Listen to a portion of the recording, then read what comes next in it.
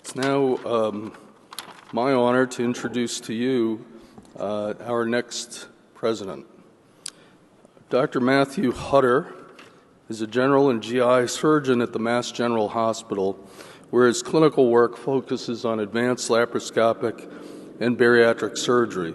He graduated from Harvard College, Harvard Medical School, and completed his surgical training at the Massachusetts General Hospital. He earned a master's in public health at the Harvard School of Public Health. He is the director of the MGH Waite Center and the director of the Codman Center for Clinical Effectiveness in Surgery. He also serves as an executive director for the MGH Department of Surgery Quality and Safety Program. Now, one aside here, one notable aside that I have to make as I introduce Matt, is that we grew up in the same town in Needham, Massachusetts. He tells me that he attended my high school graduation, allegedly to see his sister graduate from my class, but I think he was just following me even then. Dr. Hutter has also had numerous leadership roles within different organizations in bariatric surgery and surgical outcomes. He's been chair of the Data Committee for the Metabolic Bariatric Surgery Accreditation and Quality Improvement Program, has helped lead the development and implementation of the National Data Collection System since its inception in 2005. Dr. Hutter has served as a member of the Board of Governors for SAGES and as chair of the Healthcare Quality and Outcomes Committee for the SSAT.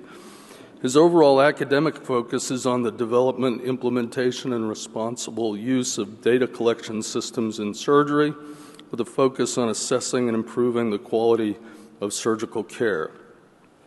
Now, at this point, I would like two of our past presidents to, as we have a tradition, to escort Dr. Hutter to the stage, and I would like to present to you, it's my distinct honor to present the presidential gavel to our new president of the ASMBS, Dr. Matthew Hutter.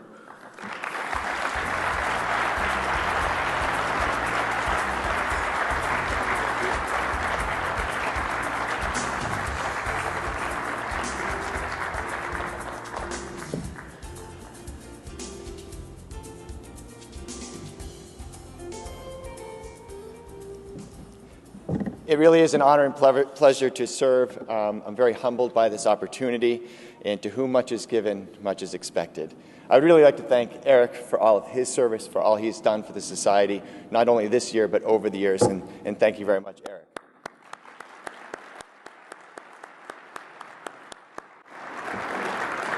I would like to ask the entire EC to come to up here on stage, please. So the incoming EC, the Executive Council, these are the people that you all elected in order to lead this organization. These are the people who will make the decisions here. I will help them in that process, but it really is about the members, it's about the committees, and it's about the Executive Council. So this is the incoming EC, all of whom were elected by you. I encourage everyone to vote when the time comes right, because you will elect the future leaders. I also want to recommend and encourage everybody to become committee members. So the committees are the engine. They're the heart and soul of this society. So please, join the committees, get involved. We want your voice. We want this engine to work. This is the Executive Council. I look forward to the upcoming year. Thank you very much.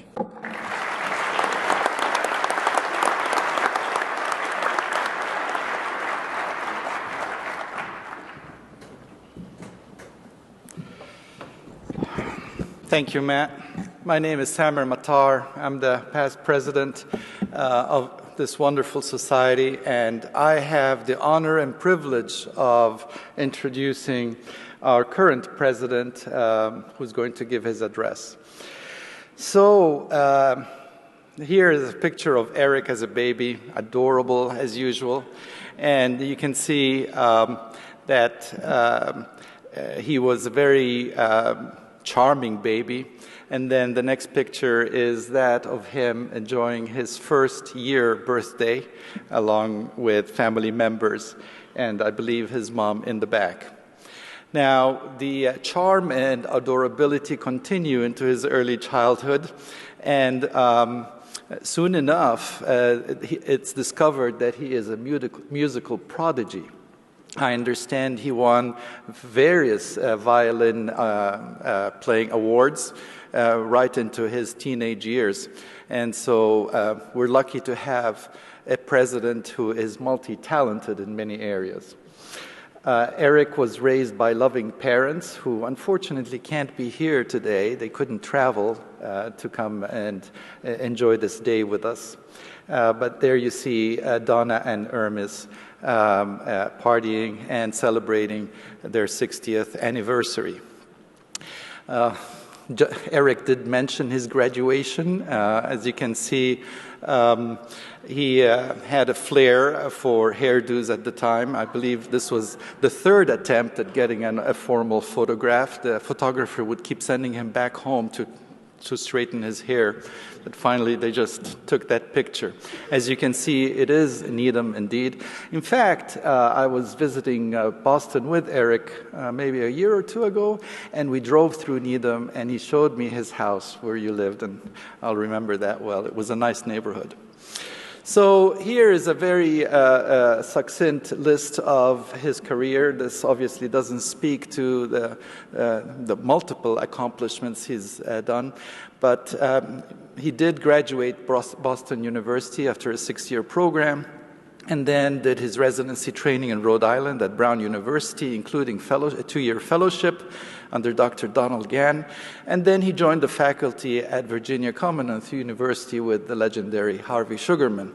Now, I don't know if Eric knows this, but I learned that Donald Gann actually tried to recruit him back into Brown University on more than one occasion, but Harvey would not let go.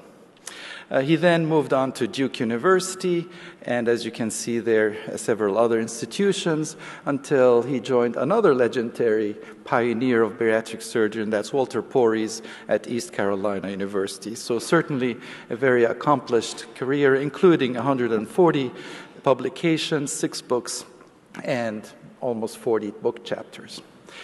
To add to his missions, it's not only service and education, but also training. Eric had one of the first fellowships in the country, and you can see this is his first class. Included in this photograph is Harvey, but also Muhammad Ali, Corey McBride, and our current Secretary-Treasurer, Shanu Kuthari. I certainly admire his style of leadership. I don't know if you can read what's written on that sign in his room at the office. It says, "The beatings will continue until morale improves." One memorable thing about Eric is Phil Schauer used to have his MISS meetings at the time. It was in the mountains of Colorado, the ski meetings we used to call them, until he's now moved to having them here in Las Vegas. But this particular one was in Breckenridge, which is almost 10,000-foot elevation. And Eric did sustain high altitude pulmonary edema at the time. And I don't have other photographs, or I have chosen not to place them, but he did he did have pulmonary edema and had to be treated for that. So what about his ASMBS history career? Well, he joined what was called then ASBS in 1998, a few years before me. And pretty soon he became program committee chair, and in fact oversaw and supervised this meeting in four successive times. He was also a co-chair of the Bariatric Surgery Training Committee. I was lucky and fortunate to work with him on that committee, and I'm very proud that we were the first subspecialty area in the House of Surgery to produce a training curriculum for our fellows, which has now been adopted by every other society. He's also the founding chair of the Clinical Issues Committee, and I remember calling him one day when he was chair of this committee, and I was surprised by how patient and dedicated, and he gave me so much time over the phone explaining the finer points of a policy statement that he was creating. And that was my first really interaction with him when he was Clinical Issues Committee member, chair.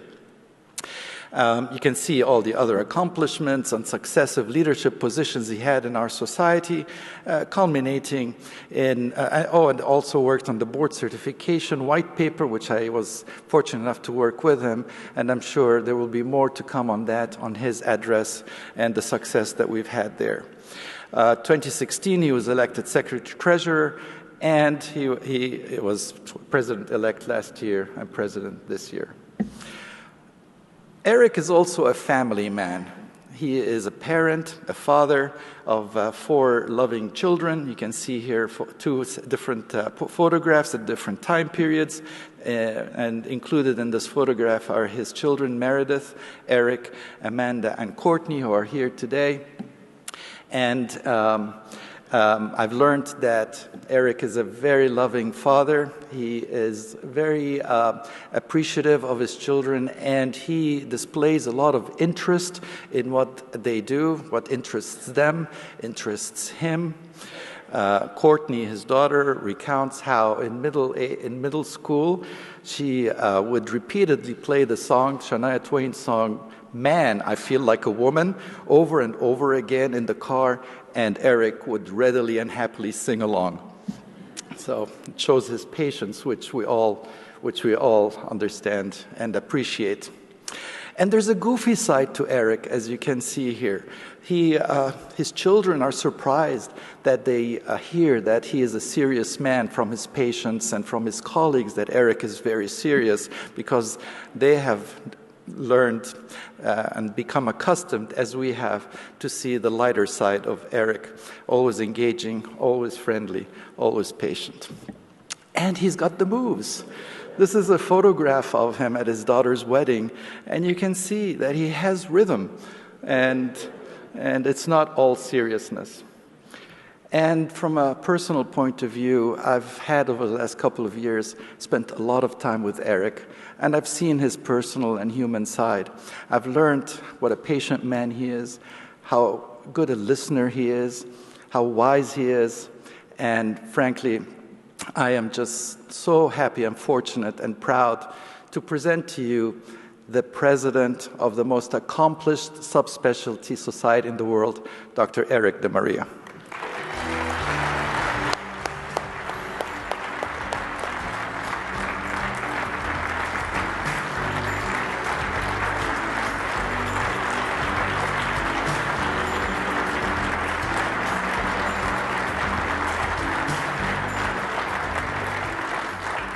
Y'all really aren't supposed to stand up. Thank you. There's enough pressure doing this talk without that kind of behavior. So thank you, Samer, for that very heartfelt introduction. My disclosures. My goal today is I'm going to try to provide a SWOT analysis of our society. Yet we're all familiar with SWOT, and it ends kind of on a downer with the T, the threats. So I'm going to flip that around. We're not going to do a SWOT, we're going to do an SWTO, because if you know me, you know I'm generally an optimist, and I don't want to end on a downer. So we're going to look at our society and therefore our specialty. This is a strategic discussion. We're going to talk about our strengths and some weaknesses and threats and also some opportunities. And I'm going to try to explain what has been accomplished and what is actually contemplated for various strategies for the future. So let's start with strengths, and this is an emphasis on this particular year. One of the things we can't ignore is how strong our people are. We're a volunteer organization. We have members with incredible passion, enthusiasm, and dedication to working hard to advance our specialty. I always like to say what we do is a cause. We have a cause to fight obesity. And what we do is not a job, it's a calling. This is a truly remarkable picture that Dr. Ninh Nguyen provided me. Currently, there are 11 major surgical department chairs in the United States who practice bariatric and metabolic surgery, and many of us can remember the days where there were none or one in the entire country. we have truly become mainstream and appreciated by our peers. So let's talk a little bit about our education work, our collaborative work with other societies, and our meetings this year. We had a phenomenally successful ASMBS weekend meeting in June in Chicago. We had near record attendance with 390 registrants, and we also held a walk from obesity in downtown Chicago, which was quite a turnout for that.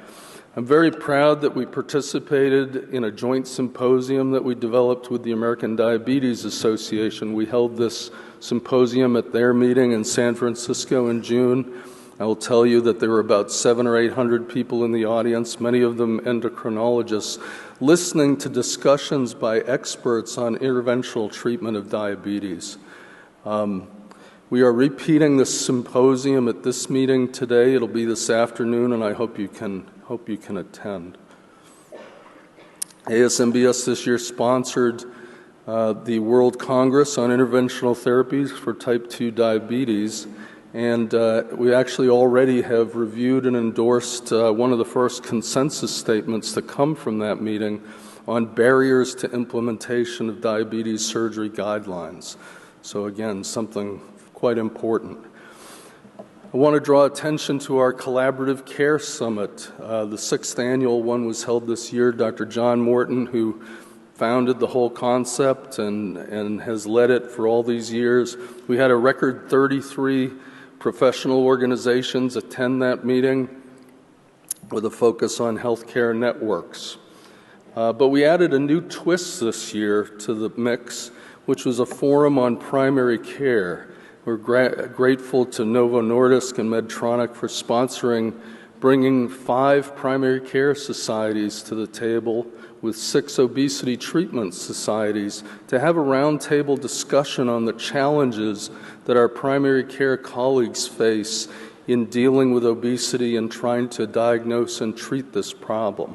We had a wonderful discussion, excellent agreement, and we've already produced a draft of a white paper that we're now going to send to the participating organizations for input and approval and try to get published in the coming months. And here we are at Obesity Week. As Phil mentioned, record attendance this year, 5,800 or more, with a major theme of diabetes, which I think is part of the reason for the great attendance, because we all want to know and want to make an impact in this disease. So I've had to attend a number of meetings this year. I came nowhere near Dr. Matar's record of 172 days away from work, but it sure felt like it sometimes. So work for the organization, but I also really enjoyed attending a handful of state chapter meetings. I'm impressed by the quality of what happens at those meetings, and I love the local collegiality that's expressed at those meetings. I also represented us at 4 international meetings this year. So when we talk about strengths, we pretty rapidly get to our journal, SWOT, under the leadership of our co-editors, Harvey Sugarman and Raul Rosenthal. And I'm pleased to report to you this year that we concluded negotiations for a renewal of our agreement with Elsevier that for the first time brings revenue to our society every year. And this is essential for us to have a sustainable relationship with a publisher. So we made some changes and were able to get a favorable contract from Elsevier. More strengths. So I want to talk a minute about our new procedure evaluation process that was developed several years ago for the Society. And we had 2 requests this year to review new procedures. One was a re-review request for the SADI, or single anastomosis duodenal-ileostomy. The other was a request to review the endoscopic sleeve gastroplasty. It's quite predictable that over time we're going to be requested to review more and more procedures. So this year I pulled in the Emerging Procedures and Technology Committee chaired by Dean McCamey to help in that process. It's a tremendous amount of work, and I'm pleased to report we actually have reviewed 2 procedures this year, so we doubled our productivity from past years. Now, if you remember, in 2016, we wrote a position statement on the SADI operation, and we used the I word, investigational, at that time. The literature was reviewed in 2015 for this, so 4 years ago. Well, we followed our process this year and held a hearing face-to-face in person at our June Executive Council meeting as per the process. We had Ann Rogers, the chair of the Clinical Issues Committee, present the literature. And this is another objective we've had, is to try to find true experts to take the pro and con side of the discussion in front of the council. So we had Dan Cottam take the pro, and Dan Leslie from University of Minnesota represented the negative perspective. We decided at that meeting to advance the procedure for member comment, and I was impressed that we had more than 200 favorable comments come back from our membership and only 4 negative comments. So the membership spoke in a very clear voice about their enthusiasm for the procedure, and we then unanimously, as an executive council, voted to endorse the procedure going forward. So for all of you who have waited a while to see this, here is the SADI operation on our list of approved endorsed procedures by ASMBS. And just to signify the enthusiasm that our members have for learning more about this procedure, we had outstanding attendance at the postgraduate course given the other day here at this meeting, with over 120 surgeons in attendance. Now, we did review the endoscopic sleeve gastroplasty procedure as well.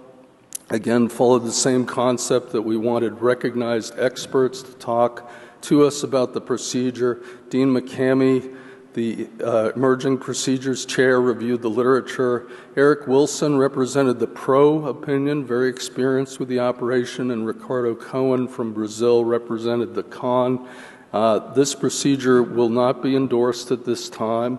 We're going to move forward with a literature review that will, I expect, be published in the coming months. But it was felt that this was a promising procedure that was just a little bit premature still in terms of the length of follow-up available. But I think we're going to work very hard to avoid the word investigational when we publish on this procedure.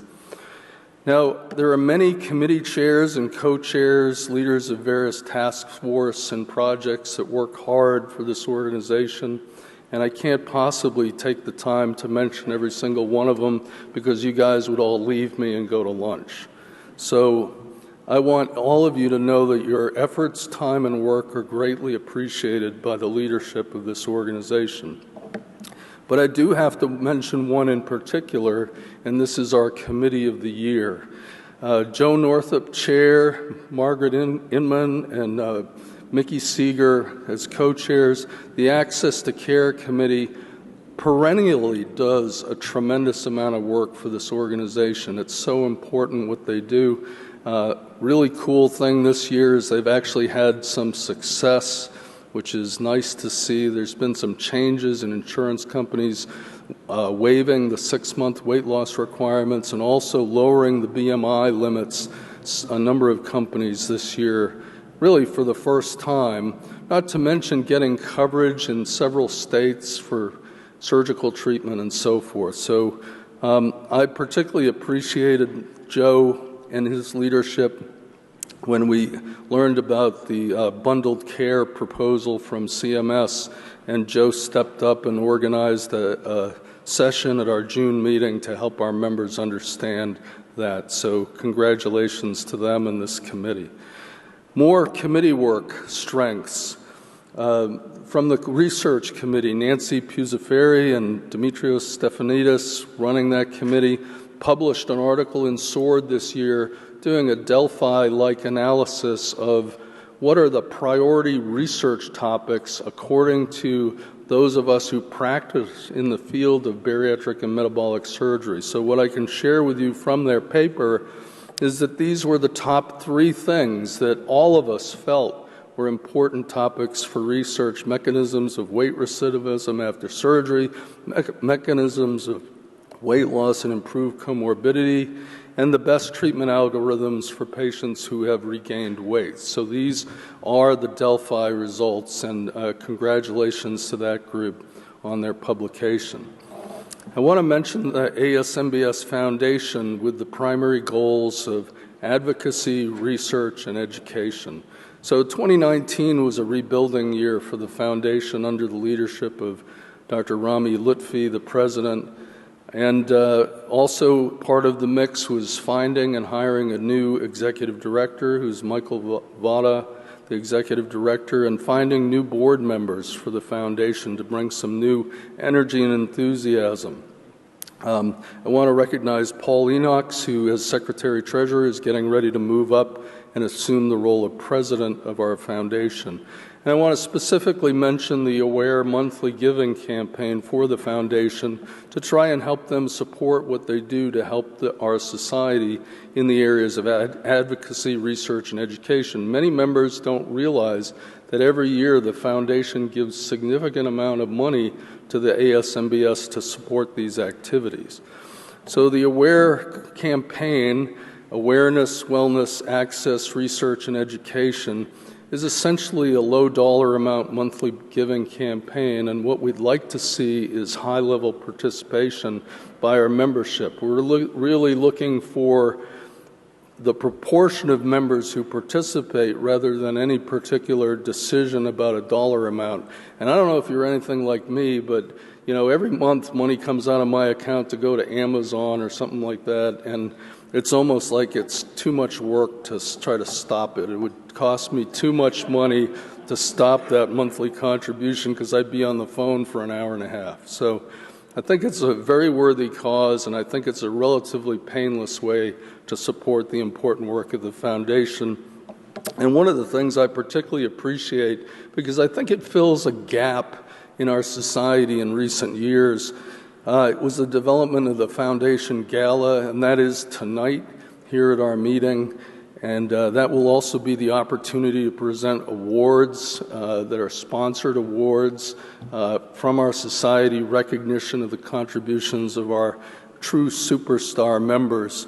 And we'd like you to join us. I really hope this becomes an annual tradition. Frankly, I miss having a big dinner meeting where everybody dresses up and has the opportunity to meet friends and greet old friends and talk about things. So I hope everybody comes out and supports the gala. More strengths. The work of the Clinical Issues Committee. I've already mentioned the SADI endorsement process. We now have the position statement draft that will now go out to membership comment. If you recall from our process, member comment is an important part of that process. We want to know what the membership thinks before we put our statements out. We did publish a statement led this time by Dan Eisenberg on the bias and stigma issue with obesity, and that was published in SWOT. And there's a true monster mammoth work on obesity and cancer that's been under development now for quite a while that has been approved and will also be sent out for member comments. So Ann Rogers, chair of the Clinical Issues Committee, Dan Eisenberg, and Saeed Akramadin, co-chairs, a lot of outstanding work this year. The Pediatric Surgery Committee, last year they wrote an extensive guidelines document and published that in SWOT. Janie Pratt, running that group, did a phenomenal job pulling people together to write really a major treatise on the idea of pediatric surgery, metabolic and bariatric surgery.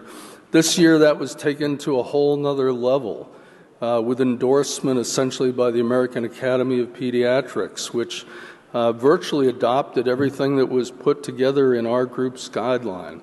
So I have to give special thanks to Mark Mikulski and Kirk Reichart, who really led that effort with the American Academy of Pediatrics section on obesity and surgery. So really a phenomenal accomplishment. It's already gotten a lot of media attention, the importance of adolescent metabolic surgery. So this year we also had our MBS AQUIP standards updated, and here's the leaders of the Committee on Metabolic and Bariatric Surgery, chaired by Dr. Morton, the Standards and Verification Group run by Wayne English and Dave Provost, and the Data and Quality Group run by Tony Petrick and Stacy Brethauer. Really a lot of work to update the standards. And then, of course, we have to recognize the ACS staff who work with our leaders to do this type of work and how important they are in the process, particularly Teresa Fraker, the program administrator. One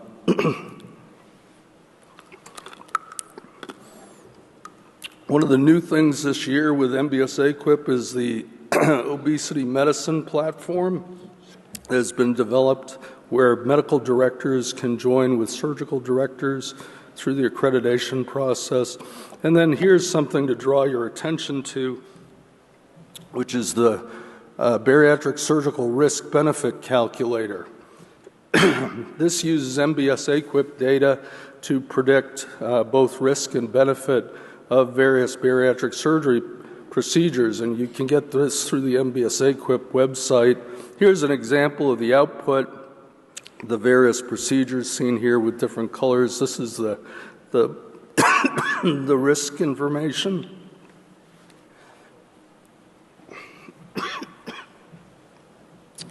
Sorry.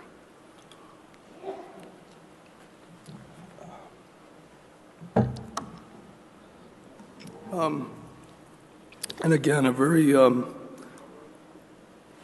sorry about my voice.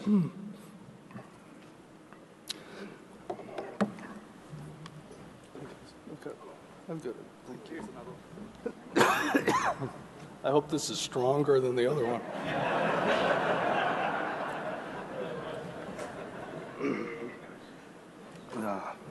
Thank you, Samer.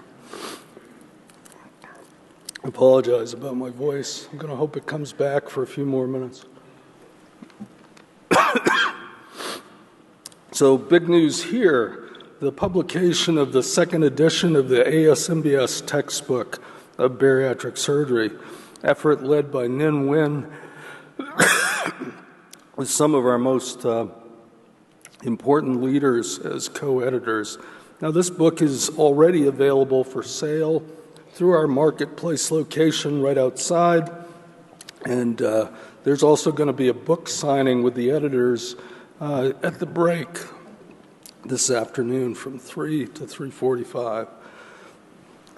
I was also honored this year to participate as an editor in the Quality and Obesity Treatment book pioneered and led by John Morton. This is not an ASMBS publication, but I think it's a very important resource for all of us going forward as we work to improve quality in our field. Now, I really need my voice for this part. So we have to turn our attention now to weaknesses and threats. And I want to keep the focus positive. I want to tell you what ASMBS is thinking and doing about these issues. So I need to start with Obesity Week. So Obesity Week began in 2013, although it was planned for quite a while before that. The original goals were basically a collaboration of two societies. Objectives were to increase overall attendance, increase visibility of the treatments for obesity, to have joint interaction between the two participating societies, and from a business standpoint, to increase revenue, in part through economies of scale of holding one big meeting instead of two smaller meetings. The business entity that was developed was basically equal partners in a shared business relationship. From the very beginning, we received feedback from our members that has been a challenge. Cultural challenges in the meeting culture. Mixing basic scientists and surgical clinicians is not an easy task. The size of the meeting, we were told, is difficult to navigate. There were networking challenges to find colleagues. There have been challenges with the exhibit area where our surgical companies have told us they're often speaking to someone for a while, trying to help them understand their products before they even realize they're not speaking to a surgeon who has anything to do with purchasing surgical products. The time of year in November has been tremendously unpopular with our membership. All of us know this is kind of the rush time of year when we have a lot to do clinically. It's hard to get away that time of year. And then program coordination between the two societies has been difficult, to say the least, to coordinate the big ambitious program that Rich Peterson and John Scott brought you this year. But I would say the most important thing, the greatest challenge, has been what I would call operational logistics. And this comes down to two issues. One is the governance of the business, and the second is the management of the finances. And like most businesses, sometimes when things do not go well, it turns out to be those issues that are the primary problem in the structure. So I personally think your executive council made a brave and important decision in March to decide to relaunch the annual ASMBS meeting. The next meeting is scheduled in Atlanta, Georgia, November 2020. And looking forward for this to the ASMBS annual meeting's return, we do have current commitments with the Obesity Society to co-locate through the year 2025. So it is possible you won't notice a real big difference in the meeting next year, with the exception that the ASMBS will be managing our portion of the meeting and our business of the meeting. I think in the future we will give consideration to moving the time of the year for the meeting.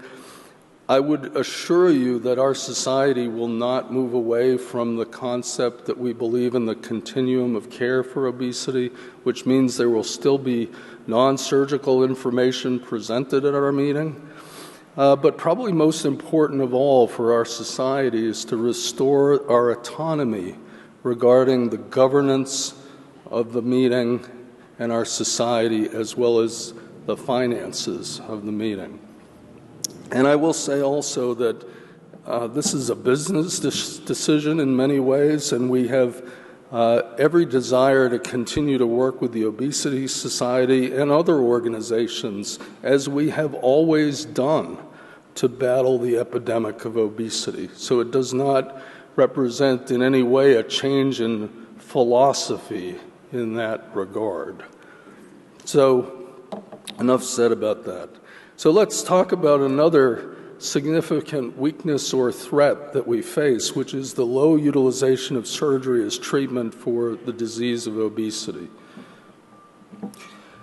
The Executive Council went through a pretty significant strategic planning process over the past year or two, and we came to the conclusion as a group that we should have a primary goal going forward, which is to increase the utilization of surgery. Now, this sounds self-serving for surgeons to say they want to have more surgery, but really it is more disease treatment-based. We have the most effective treatments for the disease of obesity, and we should all be frustrated that we reach a small proportion of patients. The methodologies that we recommended using were to improve public awareness of surgery, to engage the ASMBS membership, and to increase support from our medical colleagues. So let's look at the numbers, and here I have to thank Wayne English, who has worked hard on this the last several years and produced our annual numbers report. So here's case numbers for 2018. This information is being released at this meeting. The number for total procedures for 2018, 252,000, which represents a further increase over last year. I would draw your attention to the asterisk, which signifies improved methodology for assessment of the number of outpatient procedures in the United States. So very much appreciate Wayne's work on this year, and this information will be published in the coming months. So let's talk a little further about utilization. Well, the U.S. population has grown by about 6% since 2010, but there's a 60% increase in the number of procedures that we do since 2011, at least by our estimates. Yet we still live at about the 1% utilization level in terms of eligible people in the United States who are actually receiving surgery. And there's a number of potential reasons for that, and I want to focus on one in particular. And I'm going to call that opportunities. So we're going to finally get to the O. My questions would be, two, does the public understand what we do? And number two, why don't our medical colleagues more uniformly support what we do? Now, when it comes to the public, I would say our specialty has a long history of patients referring patients, family members referring family members. Patients are really the ones who understand what we do and the value of what we do. I've said this before publicly, but if the development of our specialty was dependent on our medical colleagues supporting us from the beginning, we would have disappeared decades ago. It's really been about the patients.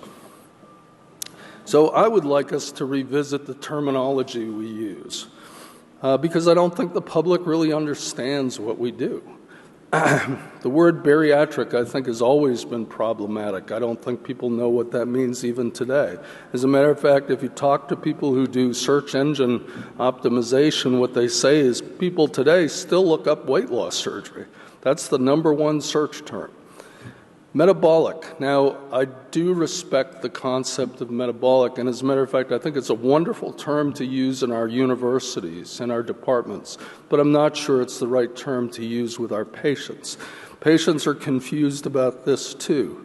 I think we need to get kind of down to the basics with them and talk about diabetes surgery.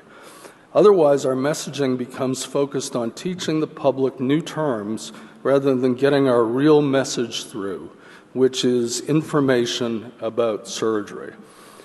So here's what I think the public knows about diabetes surgery. I think they will find this understandable. I think it confuses them when we tell them we can operate on their metabolism. They can't see it. They don't know what it is.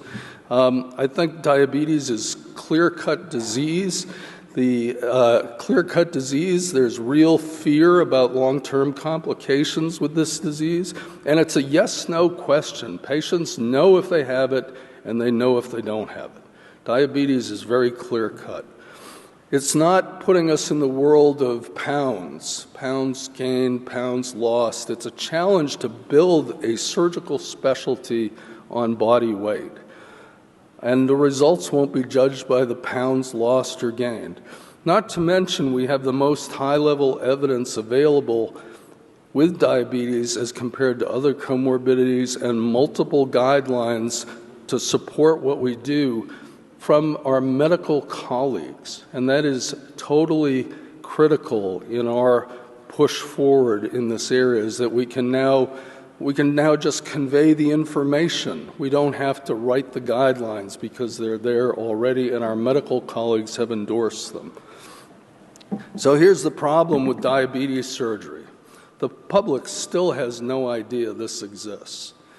I think it's a little better, but it hasn't really penetrated, hasn't permeated. So what I'd like to announce now is our plans to tell them.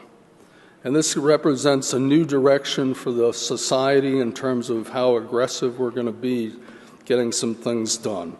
We're going to do direct-to-consumer promotion to raise awareness and to guide patients to our members.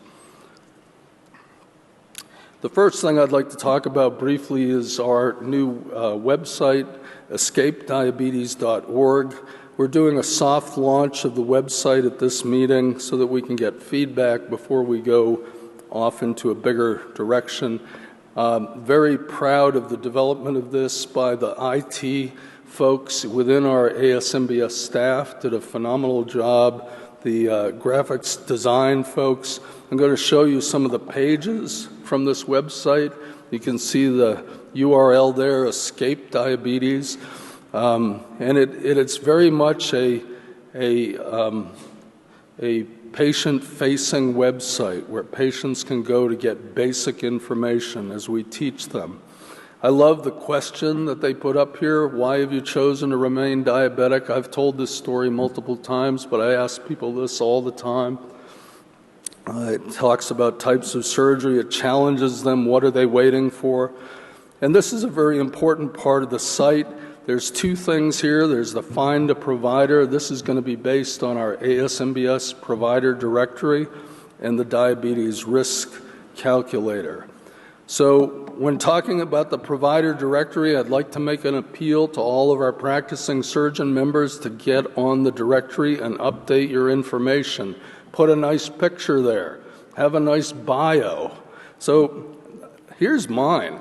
It looks pretty nice. It's very professional. It's a professional society, bio. So you can have this type of thing on our website as we reach out to the public and promote this concept and try to move patients to you as they search in their local area. Here's the current status of the Diabetes Risk Calculator, and have to cite Dr. Ali Aminian, who presented on this yesterday in the top papers session. So this is like hot off the press. It was just presented yesterday. It's already on our website. And when I first saw this, I felt like this could be changed into a patient-friendly calculator. And that's what our staff has done.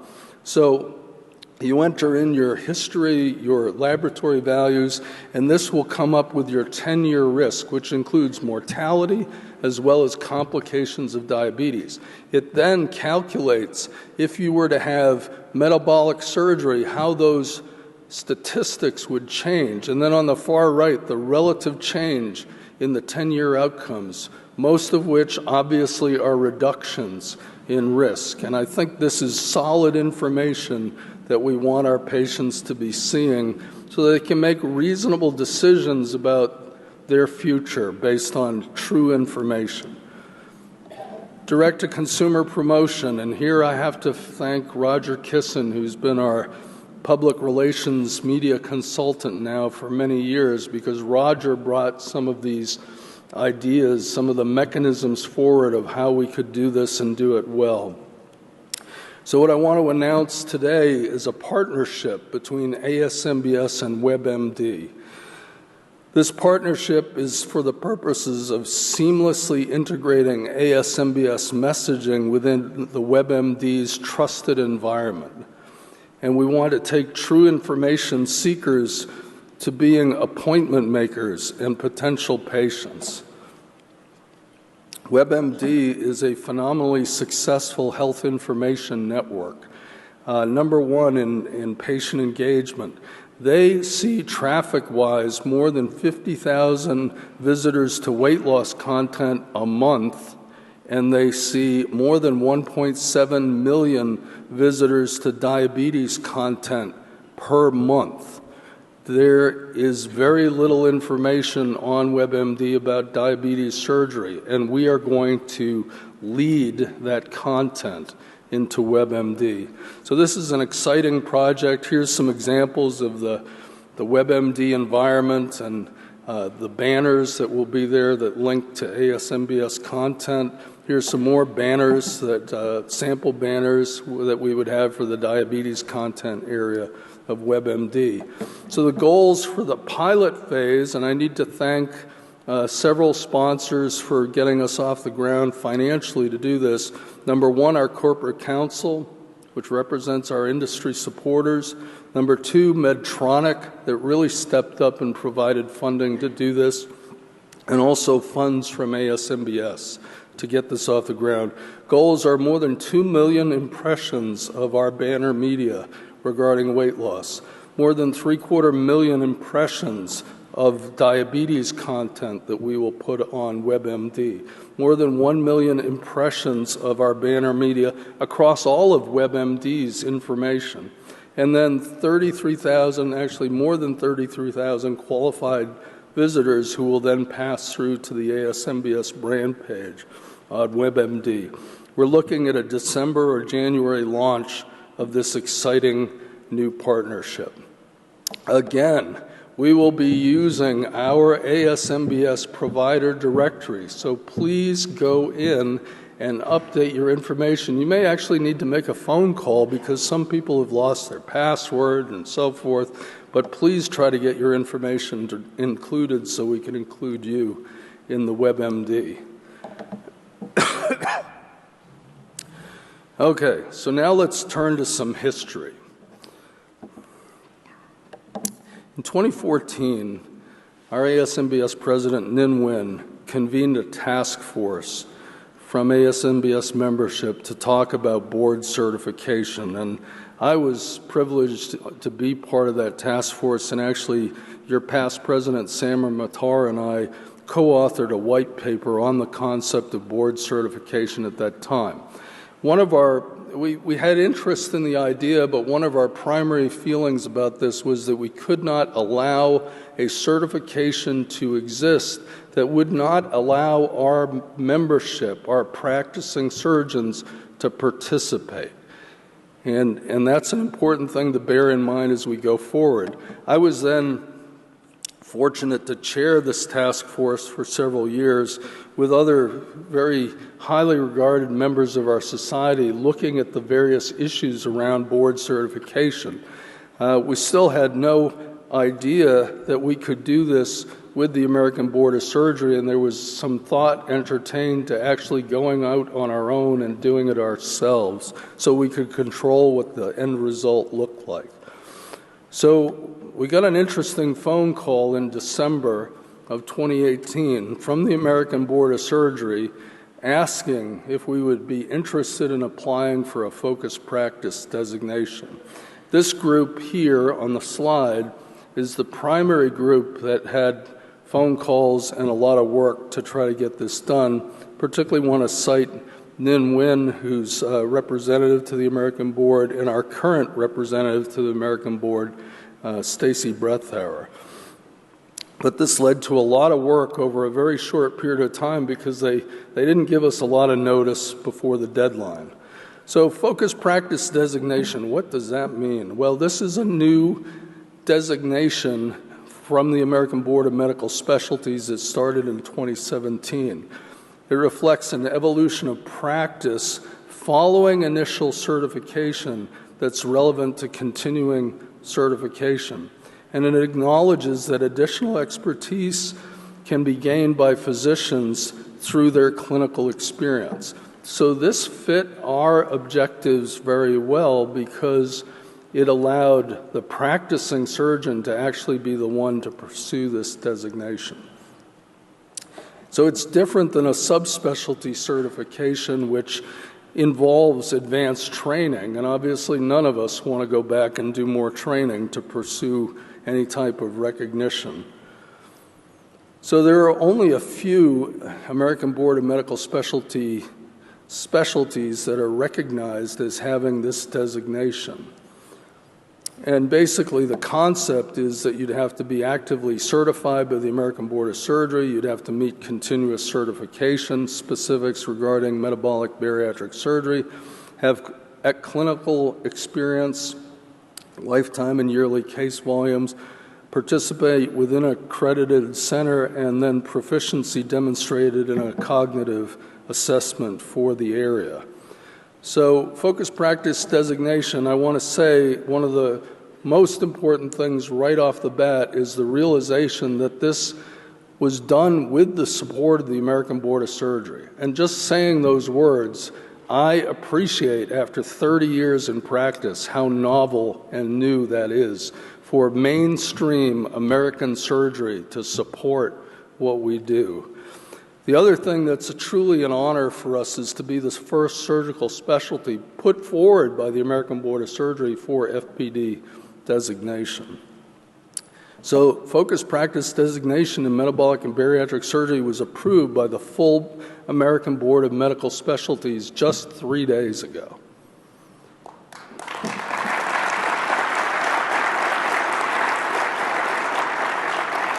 And I must say that it feels like at long last we have been recognized as by our peers as a surgical specialty.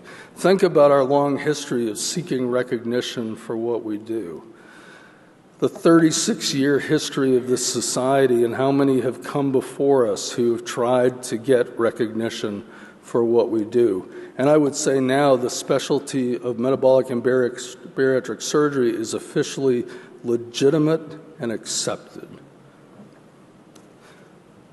I have so many people to recognize and to thank. I'm just going to take a couple of minutes here to do that.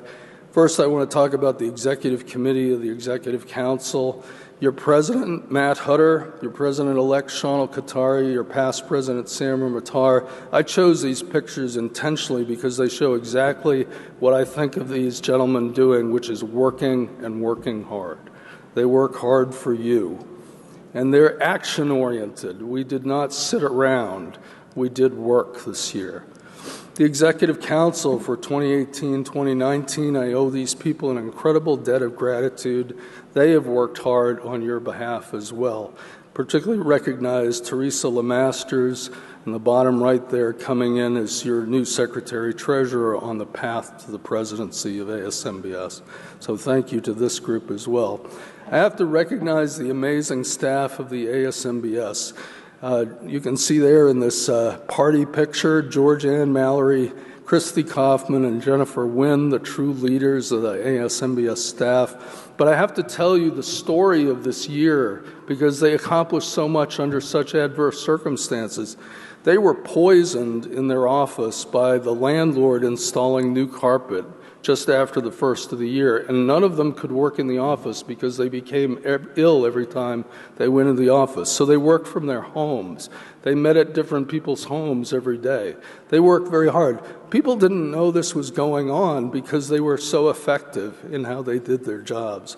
So they had to ultimately get out of the lease and get a new office space where they could finally come back together to do some work. They've been challenged by a lot of topics this year, withdrawal from Obesity Week being one of them.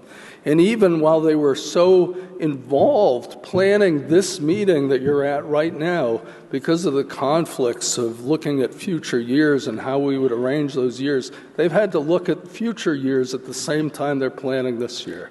So really a tremendous job by the ASMBS staff seen here and a picture that we took just the other day here at Obesity Week. So hats off to the entire staff.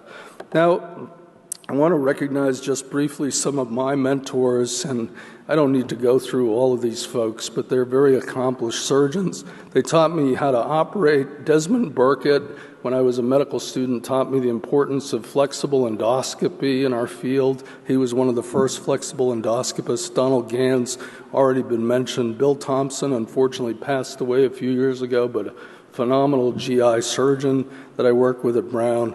Pardon Kenny and Mike Lilly, who basically taught me both to write a paper and how to present in a meeting. So much appreciation there. And then, of course, my primary mentor, I think you could say Harvey Sugarman, seen here with his wife Betsy when they worked together at MCV for a while. Obviously owe Harvey a tremendous debt of gratitude for what he helped me do in my career. Probably the most rewarding thing I've ever done in my career is train fellows. I've had the good fortune of training 30 fellows in our specialty, at least 20 mini fellows who came for a week or two to work at our place, and I've lost count of how many grand fellows and great grand fellows I may have out there that I don't even know their names, I'm sad to say. I could only get about 15 of my former fellows on this slide, but again, something that I encourage all of us to do, to give to the next generation. It's truly a valuable experience. And then I would cite the friendships that I've made through working with this organization, life-lasting, long-lasting friendships from so many people that I have to say my appreciation for. We've already had some slides of my family members, my parents seen here in some better days, unfortunately not well enough to travel, and my 4 children, who I think the world of as well. And now on the bottom left of the slide, you can see my 4 grandchildren. So I actually have those now as well, and very, very proud of my kids and what they're doing in their lives as well today. So to the members of ASMBS, I would say we must maintain our focus on the driving force that propels us forward. And this is right from the ASMBS mission and vision to improve the care and treatment of people suffering from obesity. I would say that through the efforts of many of our members working together over the past 36 years, we have accomplished much. And I believe the future of our specialty is bright. We may, in fact, be close to reaching that tipping point at which utilization of surgical treatment will begin to really grow and allow us to significantly impact the tremendous number of people who could benefit from what we do. So I think at this meeting we should pause and actually celebrate our accomplishments. So I would say let's celebrate now what we've accomplished as a specialty, as a true verified specialty, and then we can go back to work and get more done for our patients. And I'd like to thank all of you for the honor of serving as your president. Thank you so much.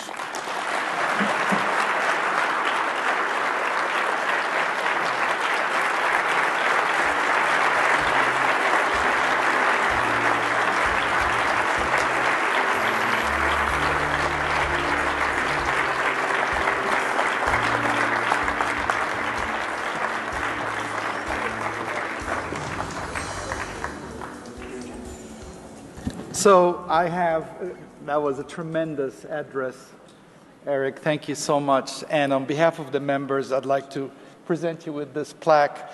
Be it known, the Society hereby recognizes and honors Eric DeMaria, 32nd President of ASMBS. Thank you Congratulations. So much. Thank you so much. Let's get a picture.